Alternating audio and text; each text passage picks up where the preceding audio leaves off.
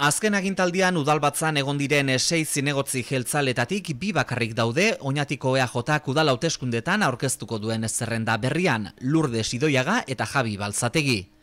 Horixe izan zen EAJaren alkategai Miren Elgarrestak atzo batzokian egindako aurkezpenean azpimarratu zuen puntuetako bat. Lan ikaragarria egin ostean lortu dutela euren proiektura jende berria erakartzea. Elgarrestaren esanetan, zerrendan dauden askok ez dute eskarmenturik politikan, baina bai euren lanbidean eta horretaz baliatu gura dute. Euren profesio edo lan profesionala hortan bai erakutsi dute edo erakusten dute benetan gaitasuna badaukatela eguneroko erronkei aurrera egiteko. Beraz, ikusten dugu lan profesional edo mundu profesional horretan gaitasuna erakusten duten horiek eta dudarik gabe udal gobernura transmititzeko eta aplikatzeko aukera badutela.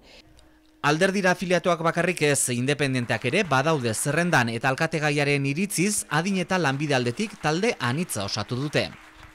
Denetari daukagu, etxeko andretik hasita, doktoradoraino, espektro horretan sartzen diren beste perfil guztiak, lizentziadunak, autonomok, jubilatuk, ingenieritzan adituak,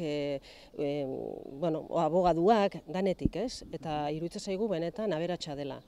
Udal hauteskundetara begira gogoz eta ilusioz daudela dio Elgarrestak.